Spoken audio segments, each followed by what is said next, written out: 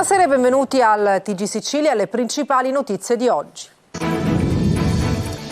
Gli interrogatori degli ultimi 3 nuovi fiancheggiatori di Messina Denaro. Uno non risponde, l'altro nega. Domani sarà sentito l'architetto che avrebbe prestato l'identità al boss. Conclusa la 2 giorni siciliana della Commissione parlamentare d'inchiesta sulle attività illecite connesse al ciclo dei rifiuti. Il presidente Morrone, criticità in ogni fase del ciclo dei rifiuti. Gita da incubo per studenti e professori dell'Istituto Majorana di Milazzo. In 150 hanno accusato vomito e diarrea e sono stati costretti a ricorrere alle cure mediche. Sul caso indagano i NAS. Ex Bluetech di Termini Imerese, prevale lo scetticismo tra i lavoratori in assemblea stamane dopo l'assegnazione del progetto di rilancio all'imprenditore australiano, presidente del Catania Pelligra. A Palermo nata G-Ready, azienda di supporto informatico alle start-up, fondata da 2 giovani del capoluogo, dà lavoro ad altri ragazzi che non si rassegnano a lasciare la Sicilia in cerca di un'occupazione. Pasqua alle porte con nuove opportunità per i turisti siciliani che decidono di farsi una vacanza all'estero.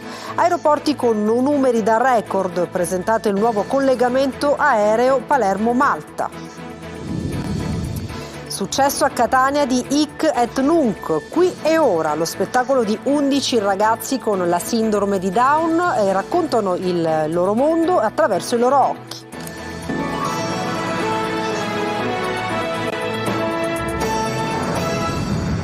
Gli interrogatori dei 3 nuovi fiancheggiatori di Messina Denaro arrestati ieri. Intanto spunta una nuova figura femminile tra le amanti del boss e rispunta il nome dell'oncologo Zerilli che avrebbe incontrato il boss per un consulto su una TAC. Roberta Lunghi. Si è avvalso della facoltà di non rispondere davanti al GIP Alfredo Montalto nel corso dell'interrogatorio di garanzia Cosimo Leone, il tecnico radiologo arrestato ieri per associazione mafiosa. Avrebbe fatto fare una TAC all'ospedale di Mazzara del Vallo a Matteo Messina Denaro nel 2020 e fatto avere al boss un cellulare pulito acquistato da un fiancheggiatore. Ha respinto invece le accuse Leonardo Gulotta, l'operaio accusato di concorso esterno in associazione mafiosa che avrebbe messo a disposizione del capomafia la sua utenza telefonica. Domani verrà interrogato in videoconferenza il terzo indagato, finito ieri in manette, l'architetto Massimo Gentile, che avrebbe prestato l'identità al latitante, consentendogli di acquistare un'auto e una moto. L'uomo originario di Campobello di Mazzara da anni vive in provincia di Monza, dove si occupa di lavori pubblici per il comune, gestiva anche progetti finanziati con i fondi del PNRR. Per Antonio Ingroia, che ha accettato con riserva la nomina del legale di Gentile, al momento non vi è imbarazzo nella difesa dell'accusato se gli elementi di prova mi dovessero convincere che ci sono responsabilità da parte dell'architetto Gentile, qualche problema me lo farei, ha dichiarato l'ex magistrato. Ma dalle prime notizie che mi hanno fornito i familiari, lui è in grado di spiegare la sua posizione. Intanto, dopo gli arresti, rispunta il nome dell'oncologo trapanese Filippo Zerilli, che avrebbe visionato la TAC eseguita da Cosimo Leone a Messina Denaro e dunque avrebbe incontrato il boss. Vita facile per il superlatitante che dalle ricostruzioni dei suoi spostamenti si muoveva con agilità tra banche dove si presentava con denaro contante e lo convertiva in assegno circolare per fare acquisti, che otteneva velocemente carte d'identità false o altri documenti e che passava da una relazione a un'altra. Spunta infatti una nuova giovane donna che il boss avrebbe frequentato nell'ultimo periodo della sua latitanza. La donna si è presentata spontaneamente a luglio scorso, ha raccontato di avere conosciuto il boss nel 2015 ma di non avere idea di chi fosse, ed è stata lei a parlare della moto enduro che era stata acquistata per lui da Gentile nel 2007. È terminata oggi la 2 giorni sull'isola della Commissione parlamentare d'inchiesta sulle attività illecite connesse al ciclo dei rifiuti. Oggi in prefettura a Catania il presidente Morrone ha illustrato i risultati dei sopralluoghi alle discariche di Timpazzo, Agela e di Contrada Coda Volpe e sulle attività illecite e criminali legate al fenomeno delle zoomafie. Gerry Italia. È terminata oggi la missione in Sicilia, nelle province di Catania, Caltanissetta ed Enna, della Commissione bicamerale Ecoreati. È stato lo stesso presidente Jacopo Morrone, durante la conferenza stampa tenuta nella prefettura di Catania, a illustrare i risultati della 2 giorni siciliana, durante la quale la delegazione ha effettuato sopralluoghi alle discariche di Timpazzo a Gela, di Contrada Codavolpe al confine tra Catania e Lentini, con l'annesso sito di compostaggio. La commissione ha visitato anche il SIN di Gela e, nell'ambito del filone sulle zoomafie, si è recata in un maneggio di Piazza Armerina che accoglie cavalli sequestrati alla criminalità e alle stalle clandestine sequestrate a Catania, dove vengono tenuti cavalli destinati alle corse clandestine. Con questa prima missione, dichiarato Morrone, sono emerse diverse criticità in ogni fase del ciclo dei rifiuti, a cominciare dalla raccolta differenziata per passare alle carenze dell'impiantistica. A questo, aggiunge, si collegano fenomeni illeciti determinati dalle infiltrazioni della criminalità organizzata nell'intero sistema di gestione, dal quale traggono enormi profitti, determinando danni ambientali difficilmente sanabili. La commissione si è poi soffermata anche sulle attività illecite e criminali legate al fenomeno delle zoomafie, ribadendo che si tratta di un fenomeno criminale da contrastare con ogni mezzo. Il rispetto e il livello culturale di un paese, di una regione debba essere anche misurato in base anche a questi fenomeni, che nel 2024 non possono essere più tollerati, anche perché dietro a queste corse clandestine ci sono meccanismi molto complessi che è arrivato il momento veramente di sradicare. Al termine della 2 giorni siciliana, Morrone ha voluto ringraziare in particolare le forze dell'ordine, che operano con grande professionalità per la prevenzione e il contrasto dell'attività criminale. A Catania nasce uno sportello comunale che si occuperà di gestire beni appartenuti alla criminalità. Avrà sede proprio in uno degli immobili confiscati alla mafia. Questa è una delle novità contenute nel regolamento approvato in Consiglio Comunale. Simona Mazzoni. Un grande risultato, una grande vittoria. Da domani sarà più facile avere consegnati i beni confiscati, da domani sarà più difficile per la mafia mantenerli con occupazioni e quant'altro. Una ventata di legalità contro la mafia a Catania, con l'approvazione all'unanimità in Consiglio Comunale del nuovo regolamento per l'affidamento dei beni confiscati alla criminalità organizzata. L'ultimo era stato approvato 10 anni fa. Qui ci troviamo in via Monte Sant'Agata, al Civico 6, sede degli uffici comunali patrimonio e traffico urbano, e al terzo piano un immobile appartenuto alla famiglia Ercolano Santa Paola, confiscato nel 95. Abbandonato fino adesso, finalmente in ristrutturazione tramite fondi che erano del PNRR, e che diventerà, anche grazie al nuovo regolamento per i beni confiscati, lo sportello aperto alla cittadinanza per gestire in maniera democratica i beni confiscati alla mafia della città, dove tutte le associazioni potranno venire e rivolgersi per aver affidato un bene confiscato. Oltre alla nascita dello sportello, il regolamento ha stabilito la costituzione di un osservatorio permanente, le linee guida per la destinazione dei beni confiscati e la possibilità di assegnarli a società, enti e aziende speciali, a comunità anche giovanili e ad associazioni. I beni confiscati verranno utilizzati come case per chi è senza tetto, un regolamento che apre alla gestione dei beni mobili, quindi autovetture, automezzi, che potranno essere utilizzati sia dal comune che poi dalle associazioni. A Catania gli immobili confiscati sono 242, di cui circa 100 destinati alla gestione del comune.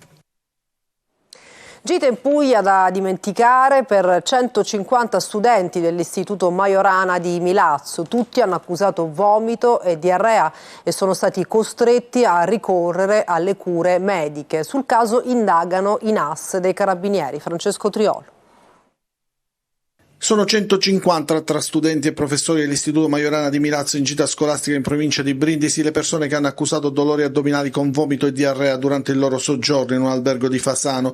Lo riferiscono dall'ASL di Brindisi. Ieri la prima chiamata di soccorso alla centrale operativa 118 è stata effettuata intorno alle 17. C'è stato l'invio di 6 ambulanze. Tutti i pazienti sintomatici sono stati visitati nel punto medico allestito nella struttura ricettiva. Tra ieri sera e questa mattina 16 persone sono state trattate nel punto di primo intervento di Fasano e nel pronto soccorso di Ostuni. L'emergenza, evidenziano dalla ASL, è terminata intorno alle 11:30 di oggi con il rientro in Sicilia dei 3 pullman, tranne gli 8 pazienti attualmente gestiti a Fasano ed Ostuni, il cui rientro in Sicilia è previsto a breve. Sono attualmente in corso le verifiche da parte dei servizi del Dipartimento di Prevenzione sugli aspetti epidemiologici e sulla sicurezza alimentare per l'individuazione delle eventuali cause che avrebbero determinato la presunta intossicazione alimentare. Sulla vicenda stanno indagando anche i carabinieri e il gruppo dei NAS. Dai referti ai sanitari si potrebbe pensare ad una forma virale. Ora si attende l'esito dei controlli ai militari per capire cosa sia realmente successo. Maria Cristina Elmi Busi è la nuova presidente di Confindustria Catania, presidente di Sibec, azienda che produce, imbottiglia e commercializza prodotti a marchio Coca-Cola, attiva dal 1960 nella zona industriale del capoluogo Etneo. Cristina Busi è la prima donna designata a questa carica dell'associazione Etnea sin dalla sua costituzione nel 1926.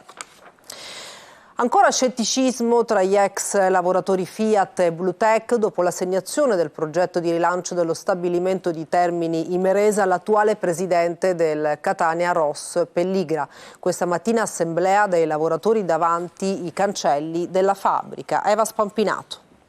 Una riunione interlocutoria senza risoluzioni concrete, ma con la prospettiva di un nuovo punto di riferimento, ovvero Ross Pelligra, l'attuale presidente del Catania, che si è aggiudicato il bando per la cessione dello stabilimento di Termini Imerese. Tra gli ex lavoratori Fiat e Bluetech che questa mattina hanno partecipato ad un'assemblea davanti ai cancelli della fabbrica c'è ancora scetticismo. Non c'è stata tutta la chiarezza che ci aspettavamo, la perplessità viene da quello. Noi siamo disponibili a discutere, a trovare soluzione per tutto. Ci aspettiamo dei tavoli tecnici che ci portano a quelle risoluzioni. La prossima settimana è in programma un incontro tra il governo della regione e i sindacati per entrare nel merito della società di scopo che dovrebbe assorbire 180 lavoratori, mentre altri 40 andranno in pensione entro novembre, quando scadrà l'amministrazione straordinaria che ha in carico al momento l'ex Bluetech.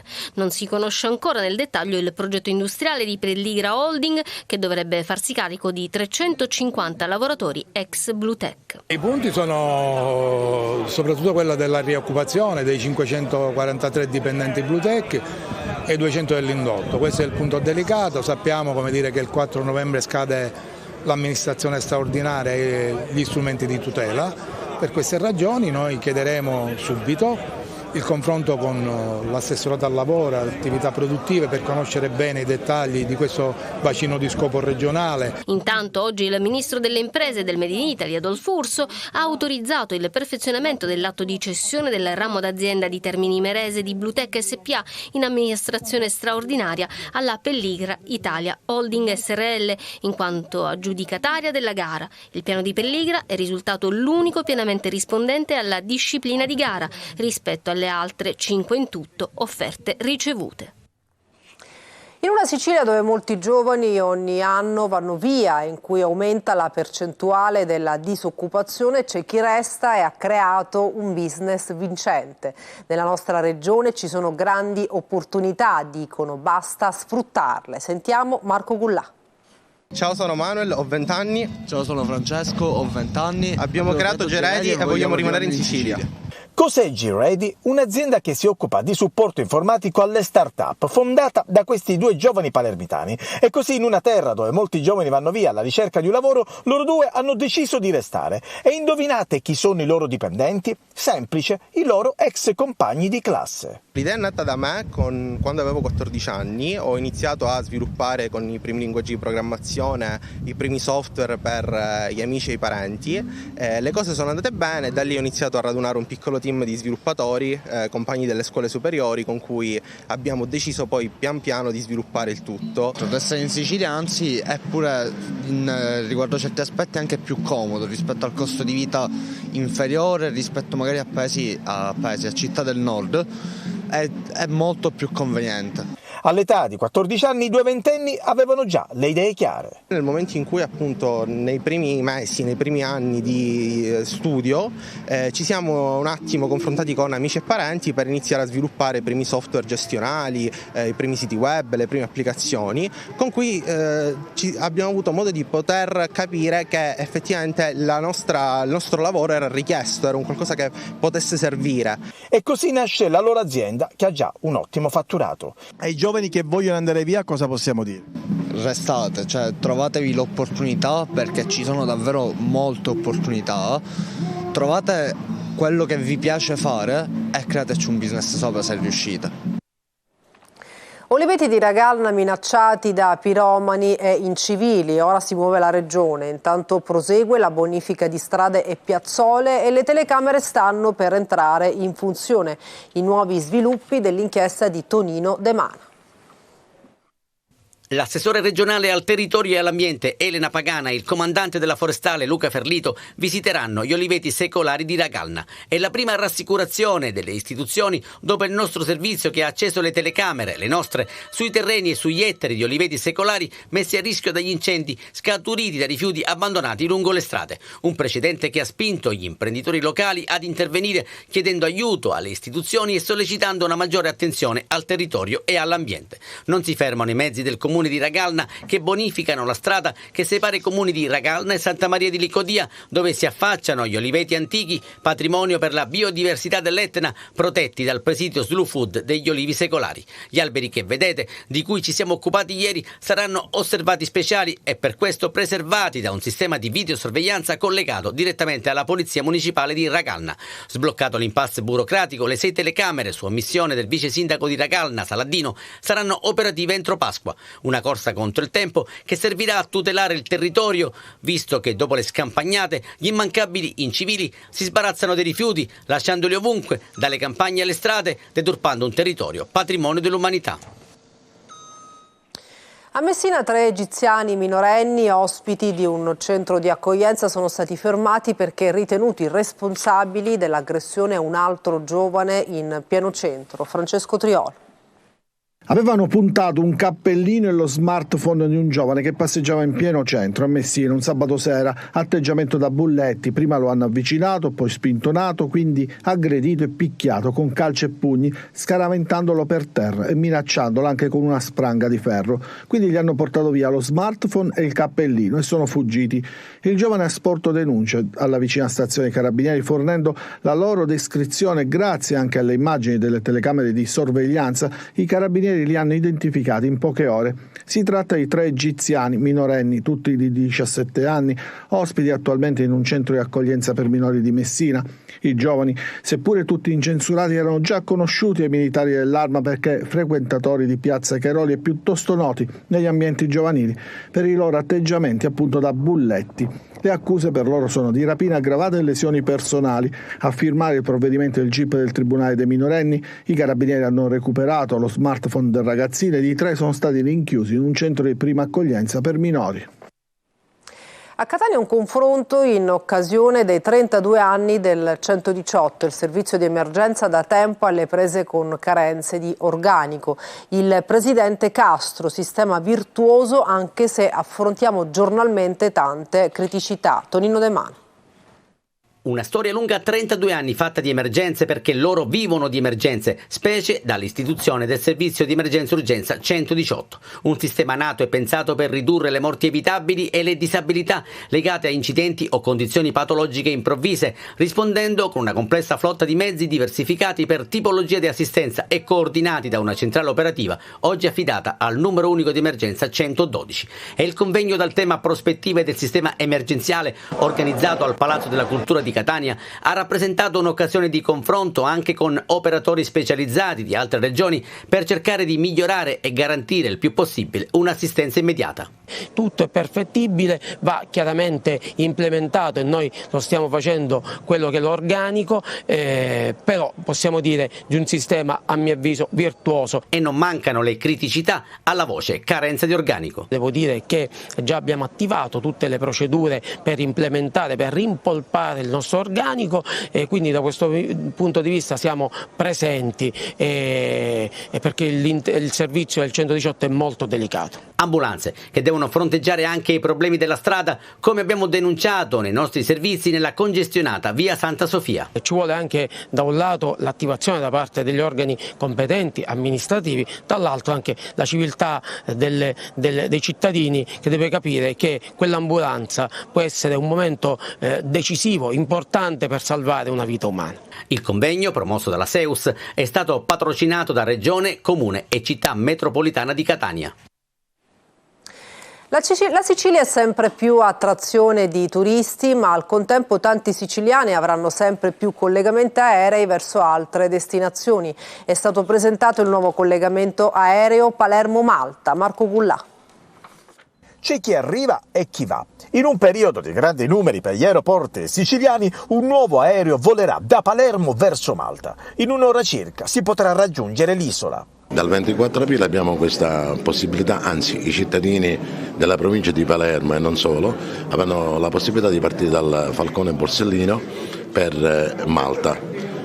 Gli operativi saranno già dal 24 aprile, saremo operativi, quindi 24 aprile e 28 aprile, per poi passare da maggio in poi ogni giovedì e domenica. Il flusso turistico in Sicilia va in direzioni diverse. Se da un lato ci sono tantissimi turisti che per le vacanze di Pasqua raggiungeranno la nostra isola per trascorrere giorni di relax tra mare e cultura, molti siciliani invece viaggeranno verso altre città, in prevalenza Madrid, Barcellona e Parigi, ma anche città italiane come Roma e Firenze. La domanda che sorge spontanea è: il meteo per Pasqua e Pasquetta come sarà? Per chi resterà in Sicilia vi diamo buone notizie. Le temperature saranno primaverili e quindi potete serenamente programmare gite fuori porta e grigliate. Una breve pausa, TG Sicilia torna tra pochissimo.